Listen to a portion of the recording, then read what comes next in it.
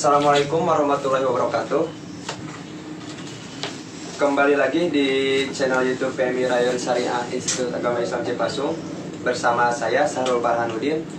Mungkin ini perdana atau kali pertama saya menjadi moderator di acara podcast ini yang biasanya diisi oleh ketua Rayon itu sendiri, sahabat Mujib Rahman Wahid. Pada kesempatan kali ini saya akan membahas atau pemantik akan membahas tentang peranan PMI di kampus dan kehidupan sosial masyarakat. Perlu kita ketahui bahwasanya ketika menjadi mahasiswa itu sangat berbeda dengan siswa yang ada di bangku sekolah, baik dalam secara berpikir dan berekspresi. Nah, di IAIC sendiri ada organisasi ekstra kampus, salah satunya PMI, yang secara tertulis mendapatkan legalitas oleh Rektor Institut Agama Islam Cipasung itu sendiri.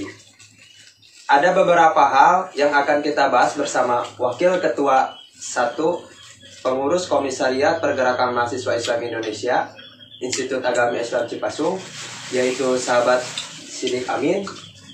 Beliau adalah Bapak Kaderisasi di Kepengurusan Komisariat Institut Agama Islam Cipasung.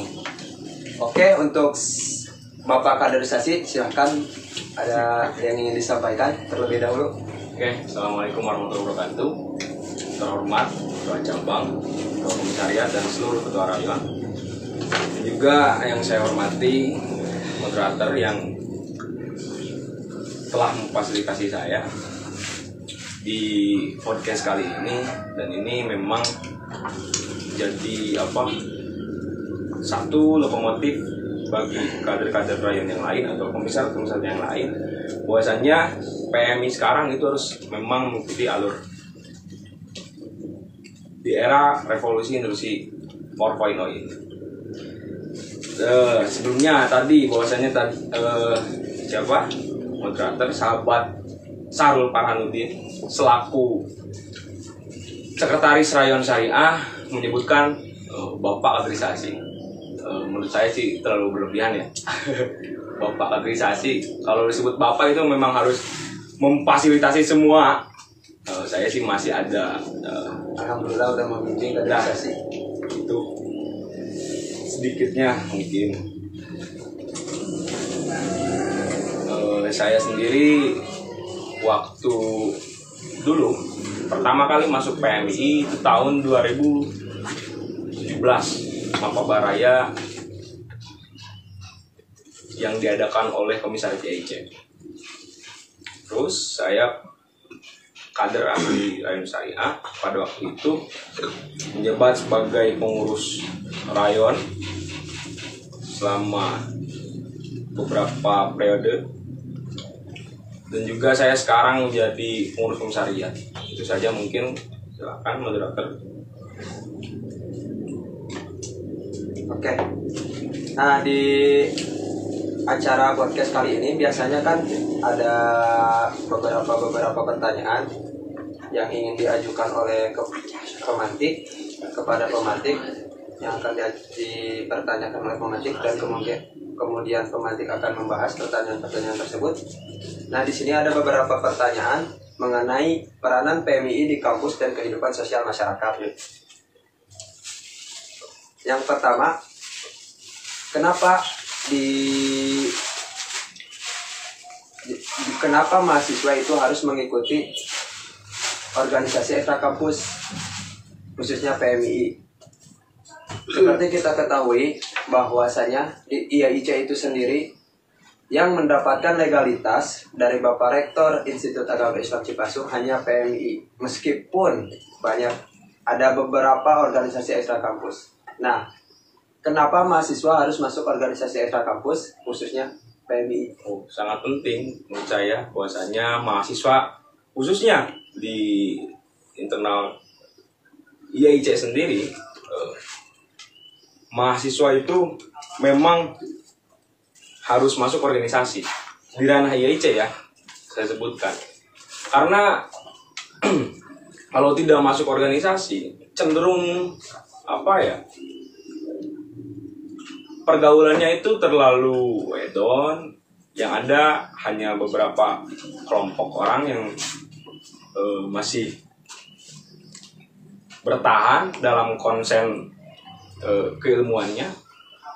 Nah, PMI di IAIC itu hadir untuk menjadi salah satu lokomotif bagi konsentrasi intelektual mahasiswa khususnya, menurut saya. Dan ini sangat penting bagi mahasiswa IAIC untuk masuk organisasi manapun. Saya tidak memaksa mahasiswa IAIC untuk masuk organisasi PMI, karena PMI bukan organisasi paksaan. Jadi saya sarankan mahasiswa IAIC untuk masuk organisasi, baik organisasi manapun. Karena disitulah kita akan berkembang. Yang saya rasakan ini ya, mungkin sahabat Sarul juga merasakan sebagai mahasiswa IAIC, bahwasanya kita kekurangan ruang-ruang publik untuk mengembangkan soft skill kita. Kurang berekspresi. Dan memang di IAIC sendiri kebanyakan ya mahasiswanya itu cenderung ya ini lebih pasif lah, itu mungkin kalau menurut saya. Jadi tidak ada salahnya untuk mahasiswa ikut organisasi ekstra kampus. Gak ada salahnya. Meskipun itu bukan PMI. Iya, gak ada salahnya. Itu hak prioritas orang-orang, hak mutlak mahasiswa untuk masuk organisasi manapun. Jadi kita sebagai kader PMI, pengurus PMI, jangan memaksakan hal itu. Adapun nanti kepentingan organisasi, kepentingan eksistensi organisasi PMI, ya itu bisa disebut lah sebagai kepentingan organisasi sendiri. Tapi mungkin untuk mahasiswa NU wajib. Mahasiswa NU wajib PMI, wajib. Jangan yang lain. Oke, terus selanjutnya di mahasiswa itu sendiri ada beberapa tipe mahasiswa. Yang pertama ada mahasiswa kupu-kupu, ada mahasiswa hedonis, dan ada beberapa lah tipe mahasiswa. Nah, yang saya ingin tanyakan kepada pemantik sendiri, apa perbandingan mahasiswa yang masuk PMI dengan mahasiswa yang memiliki tipe-tipe yang barusan saya sebutkan? Apakah ada perbedaan dari segi penampilan, atau cara berpikir, atau cara literatur, atau cara apa aja sih? Yang lebih saya tekankan, yang saya lebih pikirkan bahwasanya komparatif antara mahasiswa yang kupu-kupu, yang tidak masuk organisasi satupun di IAIC, dan mahasiswa yang masuk organisasi baik ekstra maupun intra. Sebetulnya parameter atau alat ukurnya bukan fashion, bukan hal-hal yang lain, tapi literatur, kapasitas intelektualnya. Nah, itu yang jadi alat ukur menurut saya. Jadi kalau misalkan style mah itu juga jadi perbandingan, juga jadi alat ukur, jadi bahkan mahasiswa kupu-kupu saja bisa lebih gaya, ya? Bisa lebih pintar, bisa lebih cerdas, bisa lebih kreatif daripada orang-orang yang masuk organisasi itu sendiri. Karena kan sesuai dengan tujuan kita, sesuai dengan orientasi kita masuk organisasi. Walaupun tidak mempunyai orientasi dan tujuan di organisasi, gimana? Tapi kalau yang saya rasakan, kalau mahasiswa-mahasiswa yang aktif di organisasi ekstra kampus itu, yang saya rasakan sendiri ya, dari segi mental. Dari segi mental, meskipun literasinya kurang, intelektualnya banyak kekurangan gitu, tapi dia dengan mental yang cukup mumpuni, dia bisa mengekspresikan. Memang betul bahwasanya tadi disebutkan oleh sahabat Sarul ini, yang saya rasakan pertama kali saya ngobrol depan umum atau di depan mahasiswa-mahasiswa yang lain pada waktu tingkat 1 ya, khususnya sebelum udah masuk. Ya udah masuk sosialisasi belum pas belum sosialisasi, sebelum masuk organisasi PMI lah pokoknya. Saya nggak bisa ngobrol sepatah kata pun atau ngobrol formal di hadapan mahasiswa yang lain ataupun ngobrol formal di hadapan orang-orang Pakai bahasa ilmiah. atau pakai bahasa formal lah, khususnya pakai bahasa formal. Tapi seiring berjalannya waktu saya masuk organisasi PMI, alhamdulillah ya dengan mental dididik oleh para pengurus atau kader PMI, ya alhamdulillah kapasitas saya mulai berkembang dan konsen saya sebagai mahasiswa itu mulai sadar bahwa akan pentingnya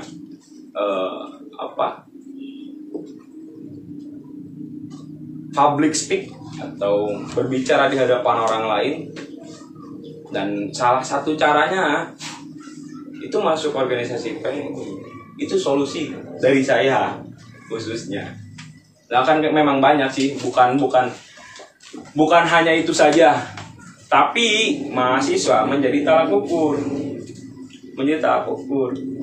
Bahwasanya mahasiswa pandai berretorika, pandai berdialektika, referensinya banyak, jelas. Terus famoritasnya terbangun sebagai mahasiswa, khususnya dia IC. Nah, itulah yang saya rasakan bahwasanya saya sebagai kader PMI. Tapi saya menyarankan kalau kita ingin besar, besarlah dengan nama sendiri, bukan atas nama organisasi PMI. Kalau kalian ingin besar gitu, salah. Saya kalau misalkan PMI udah besar. Ya, PMI udah besar. Jadi kita ini harus besar dengan nama kita sendiri sebagai kader PMI, bukan sebagai orang yang duduk atau orang yang hanya duduk di organisasi PMI. Itulah cara membangun famoritas di hadapan orang lain. Nah, gini dong. Kan di Tridharma Perguruan Tinggi ada pendidikan, penelitian, dan pengabdian. Ketika berbicara soal masalah pengabdian, kita kan otomatis akan kembali ke masyarakat. Iya. Nah, sedangkan kan masyarakat memandang bahwasanya mahasiswa itu manusia yang bisa dibilang manusia otodidak lah, segala bisa. Jadi ketika mahasiswa menyuruh kepada masyarakat menyuruh kepada mahasiswa tidak bisa menjawab, oh itu bukan basic saya.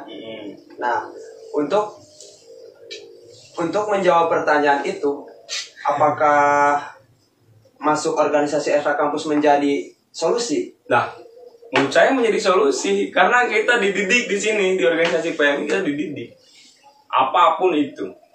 Menurut saya organisasi PMI itu udah lebih dari cukup. Kalau kita nanti terjun ke masyarakat, apa yang ditanya? Saya nih misalkan jurusan HKI Fakultas Syariah misalnya, realitas yang terjadi di masyarakat. Oh, itu ada anak hukum, anak Fakultas Syariah. Masyarakat tidak memandang hal itu, tapi masyarakat lebih memandang mahasiswanya. Jadi mahasiswa di pandangan masyarakat tuh segala tahu, segala bisa, apapun itu. Dan memang ini menjadi salah satu orientasi PMI. Peranan mahasiswa, peranan organisasi PMI. Selaku kader PMI, saya mengabdikan diri terhadap masyarakat.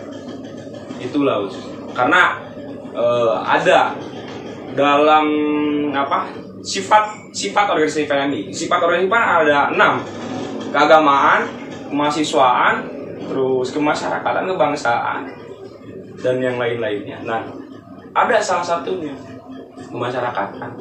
Itulah sifat PMI. Artinya kita harus mampu berdaya di masyarakat.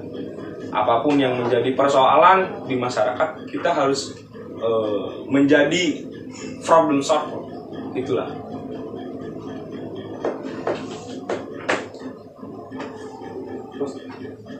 Khususnya di kampus, pihak rektor atau dekan fakultas menerapkan beberapa kebijakan yang sangat memberatkan kepada mahasiswa, terutama dalam hal berekspresi, semacam rambut gondrong, ya Bapak kaderisasi, pakaian bebas, Semut gondrong. Nah, yang baru-baru ini yang sebentar lagi kita menjelang ujian akhir tengah semester, yang pada awalnya harus melakukan pembayaran. Kalau kita tidak bisa melakukan pembayaran, Berarti tidak masuk. tidak bisa masuk menyelesaikan ujian. kita tidak bisa mengikuti ujian. Nah, apa sih peran PMII di dalam hal itu? Apakah PMII harus demo atau gimana gitu, atau harus tawar-menawar negosiasi bersama rektor? Pandai-pandai diplomat lah kalau di kampus IAIC. Jangan demo-demo. Yang ada kalian dididik kalian drop out. Itulah di IAIC. Pandai-pandai berdiplomasi. Kalau misalkan memang begitu kebijakan dari pihak kampus, apa yang menjadi salah satu faktor itu? Yang tadi bahwasannya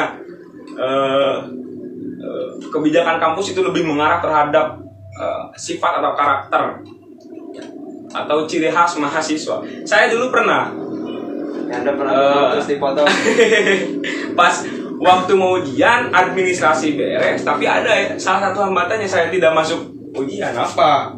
pembayaran. Bukan. Wah, gondrong. Rambut saya gondrong. Dan waktu itu saya masih semester 2 kalau nggak salah. Semester 2, tingkat 1 semester 2. Nah, yang pada akhirnya saya dikeluarkanlah dari kelas. Karena memang pada waktu itu saya belum mengerti secara dalam bahwasanya bukan ranah kebijakan kampus persoalan fashion. Apa? Coba misalkan kayak gini, ada aturan yang menyebutkan bebas, sopan atau rapi. Nah, talak ukur kerapihan atau talak ukur sopan itu apa? Menurut saya, saya ini udah sopan. Rapi gak perlu botak ya, Bu? Rapi. Gak perlu botak. Misalkan kayak gini nih. Kalau membuat satu aturan, membuat satu kebijakan itu spesifik. Jangan secara umum. Misalkan harus bebas asal sopan. Di sini kan logikanya, gak jalan. Maksudnya ada 2 variabel. Disebut bebas tapi sopan, gimana? Bebas tapi sopan. Atau talak ukur kerapian kita misalkan dalam rambut. Rambut ya. Rambut kita harus rapi, pendek. Bukan itu. Talak ukurnya bukan pendek, bukan rambut gaya di Jepang. Menurut saya gondrong juga. Kalau bisa disebut rapi, ya rapi. Malahan kalau menurut saya rapihan yang gondrong daripada yang pendek-pendek. Iya, itulah. Kayak inilah analoginya. Pas waktu sekolah SMP, SMA, SD harus rapi dan ini memakai sepatu dan sendal, apa bedanya? Memakai sepatu dan sendal ke kampus atau ke sekolah. Kalau memang memakai sepatu itu disebut rapi, kenapa memakai sendal tidak rapi? Itu bisa disebut kerapihan? Tidak. Bukan hal itu. Kalau memang ada kode etik, ya tolonglah paparkan. Gini, kalau dalam teori hukum, kalau kita menentukan hukum, maka ada akibat hukum. Itulah. Kalau memang kebijakan kampus bisa diterima tanpa ada persoalan, ya boleh kita terima. Misalkan kebijakan administrasi, itu memang menjadi kewajiban bagi mahasiswa untuk membayar. Tapi pihak kampus juga harus toleransi lah terhadap mahasiswa, atau memberikan satu dispensasi terhadap mahasiswa. Jangan kita membuat kebijakan bahwasanya UTS itu harus bayar sekian. Kalau tidak sekian, Tidak bisa ikut tes. tidak bisa ikut UTS. Kenapa? Jadi kalau menurut saya di Indonesia, khususnya di IAIC sendiri, pendidikan hanya untuk orang-orang yang beruang. Kalau menurut saya. Iya, tapi gak gitu juga sih menurut saya. Karena ada solusi lain untuk hal itu. Misalkan kita kan bisa tidak membayar secara gambling, tapi dicicil bisa kan ke kampus kalau nggak salah. Ya tapi kan kalau misalkan untuk kondisi sekarang ya di tengah pandemi, kita dituntut untuk bayar meskipun dengan sistem dicicil. Jangankan untuk membayar untuk UTS, untuk kehidupan sehari-hari aja kita udah kebingungan, udah kewalahan. Meskipun kita emang bukan kita yang membayar, tapi orang tua kita. Tapi orang tua kita bukan hanya untuk membiayai diri kita sendiri. Karena banyak apalagi yang anggota punya keluarga yang lain. Ya banyak gitu. Nah itu yang menjadi permasalahan. Nah makanya tadi saya sebutkan bahwasanya pihak kampus juga harus mempunyai kebijakan yang memang sifatnya toleransi dan dispensasi terhadap mahasiswa. Jangan terlalu memberatkan mahasiswa. Ya kalau bisa kasihlah keringanan. Kalau misalkan mahasiswa tidak bisa membayar, contoh, ya kasih surat pernyataan lah, perjanjian lah, mampu membayar misalkan bulan apa, tapi mahasiswa itu harus tetap masuk UTS atau ujian. Itulah, dan salah satu peranan PMI di sini mampu berdiplomasi dengan sivitas akademi. Menurut saya harus mampu dengan cara-cara apa yang estetik, beretika, gaya-gaya mahasiswa lah pokoknya. Jangan sampai kita kritis tapi kosong, kritis dengan gaya-gaya jangan. Kita harus pandai-pandai lah membungkus. Nah itu mungkin kalau menurut saya, dan itu menjadi salah satu peranan PMI dan penting menurut saya. Nah untuk selanjutnya, PMI hanya dirisan bukan dengan hati atau tindakan. Jadi maksud dari pertanyaan ini, ketika seseorang mahasiswa baru memasuki PMI, terus mengikuti beberapa materi wajib di PMI, terus di BEAT, sesudah di BEAT melakukan RTL, sesudah melakukan RTL, follow up, terus dia pasif. Dia hanya, kalau menurut saya orang seperti itu hanya ikut eksistensi gitu. Eksistensi untuk pertama disegani atau untuk menggunakan nama besar PMI dalam kondisi dan situasi yang darurat, seperti maaf tapi ini secara empiris ya, secara penglihatan saya. Ketika kita ditilang, kita anak PMI, meskipun kita pada waktu acara PMI kajian tidak pernah hadir, ada acara-acara PMI lah kita tidak pernah hadir. Tapi ketika kita mau terkena kondisi atau situasi yang darurat, kita menggunakan nama besar PMI sehingga dibebaskan dari tilangan tersebut. Nah, menurut pemantik itu sendiri, bagaimana dengan kader PMI yang bersifat hanya ikut eksistensi di PMI? Ya jangan gitulah. Kalau misalkan ada anggota, ini saya cerita dulu. Kalau misalkan ada anggota yang memang fasik, tolong tanyakan, tolong apa yang menjadi hambatan-hambatan mereka tidak aktif di organisasi PMI. Itu yang pertama. Dan yang kedua, bahwasannya ada segelintir kader manapun ya, bukan PMI saja, mengatasnamakan kebesaran organisasi PMI. Taruhlah contohnya kayak tadi sahabat Carul bilang, nah itu nggak baik. Jadi membawa PMI-nya hanya ketika kita melakukan tindakan yang buruk ya, bukan tindakan yang baik. Semacam kan kita kena tilangan berarti kita melakukan kesalahan. Ya. Berarti kita bukan membesarkan PMI, tapi malah menjatuhkan PMI kalau kondisinya seperti itu. Iya. Betul. Dan itu menurut saya ya tidak baik. Cuman dalam situasi darurat seperti itu apapun cara memang ya, apapun yang menjadi cara pasti dilakukan oleh orang dalam situasi darurat. Nah, untuk selanjutnya kan di sini mungkin ini terakhir ya Bapak Kaderisasi.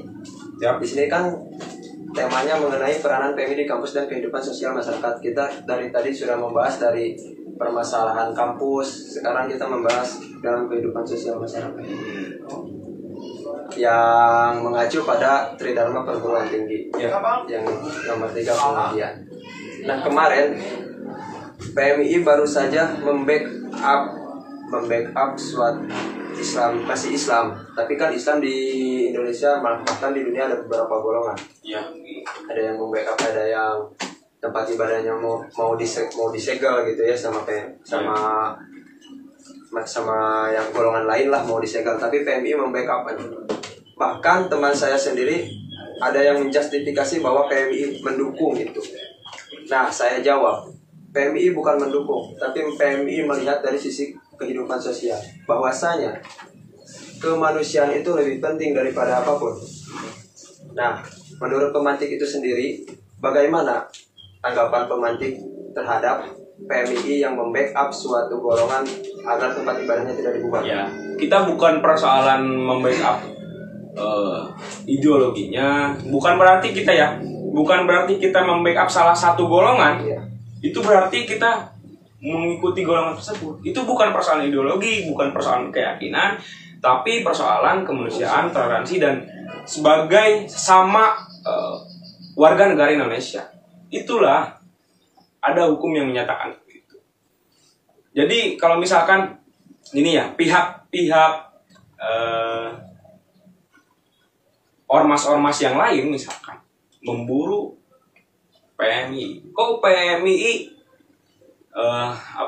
tendensi atau kecenderungan lebih membackup satu golongan itu ketimbang yang lain. Dan PMI, saya katakan PMI punya pemikiran sendiri terhadap hal itu. Jadi harus bisa toleransi kalau menurut saya. Jangan sampai ya persoalan kehidupan sosial kita diatur, masalah ibadah pun kita diatur. Ada kok kemarin saya lihat sendiri bahwasanya orang yang mau ibadah itu dihalang-halangi oleh aparat. Apa? Mengacukan karena apa? Ada maklumat yang dipasang di salah satu tempat peribadatan di Kabupaten Tasikmalaya. Saya katakan bahwasanya PMI bukan membackup ideologi dan keyakinannya, tapi kita mengatasnamakan manusia dan mengatasnamakan sebagai sesama warga negara Indonesia. Itu PMI bukan mengarah terhadap ideologi dan yang lain-lain, tapi perang itu. Dan semua berhak, agama manapun, golongan apapun itu berhak menerima perlakuan yang sama. Bukan hanya golongan kita, non-muslim pun sama, mempunyai hak sebagai warga negara Indonesia. Saya katakan itu. Kalau bisa disebut katanya, wah, PMI pemikirannya liberal. Bukan liberal. Anda saja yang tidak tahu. Itulah. Nah, ini pertanyaan terakhir dari saya, mungkin ini unek-unek saya sekian lama ya. Mengenai hajat tahun sekarang, khususnya di Kabupaten Tasikmalaya, sedang ramai-ramainya pilkada atau pemilu. Nah, kan bahwa sudah diketahui sendiri ya, bahwa PMI itu independen, tidak terkait dengan partai politik manapun. Independen, CK. Sedangkan udah kita ketahui bahwa sejarah dulu pas PMI keluar dari struktur NU, PMI keluar dari struktur NU karena NU pada zaman dahulu adalah partai politik. Sedangkan PMI itu independen, tidak mau terkait dengan partai politik manapun. Nah, mengenai bagaimana tanggapan pemantik mengenai kader-kader PMII yang secara dipublikasikan mengkampanyekan salah satu calon dari peserta pemilu. Ya, Bagaimana tanggapan pemantik? kalau menurut saya ya, sudut pandang saya sendiri, inilah antara idealis, realistis itu ada peruntukannya. Jangan gini lah, jangan gini. Analoginya gini, kalau kita ngobrolin persoalan idealis dan realistis, taruh misalkan kita bersin dengan kentut itu bersamaan, bisa gak? Kentut dengan bersin bersamaan bisa gak? Bisa. Cuman susah. Nah itu. Misalkan persoalan idealisnya, memang kita sebagai kader PMI, kalau atas nama kader PMI dan pengurus PMI itu sangat tidak mengindahkan etika organisasi, cuman secara personal boleh-boleh saja. Ya, kalau secara personal tapi tidak perlu dipublikasikan Iya. secara berlebihan. Iya, emang seperti itulah. Kebanyakan lebih sekarang gitulah. Mahasiswa manapun atau orang-orang di luar sana terkait politik itu lebih fanatis lah, fanatisme yang dibangun, bukan politik yang substantif menurut saya kalau seperti itu. Dan kita sebagai kader PMI jelas-jelas kalau secara kelembagaan memang tidak mendukung siapapun secara kelembagaan. Karena PMI independen ya. Karena PMI independen, tidak terkait dengan lembaga atau partai politik manapun. Itulah. Bolehlah kalau secara personal, Jangan berlebihan lah. Ini gitu jangan ya, terlalu depan gitu.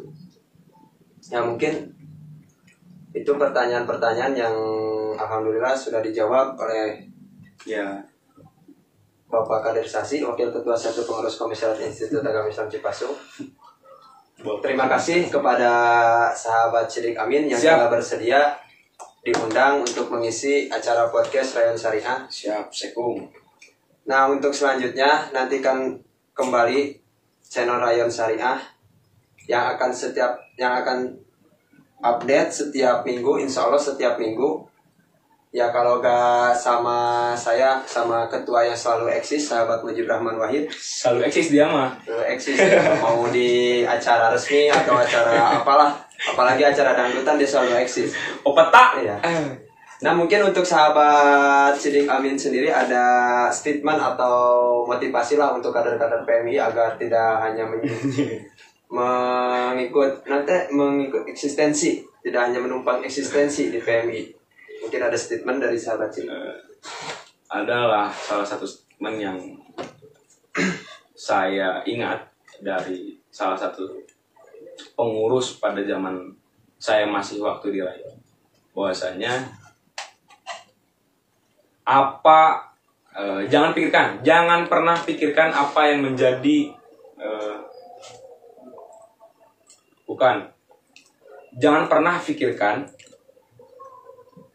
apa yang telah diberikan PMI terhadap kita, tapi pikirkanlah apa yang telah kita berikan terhadap organisasi PMI. Nah itu mungkin statement dari saya.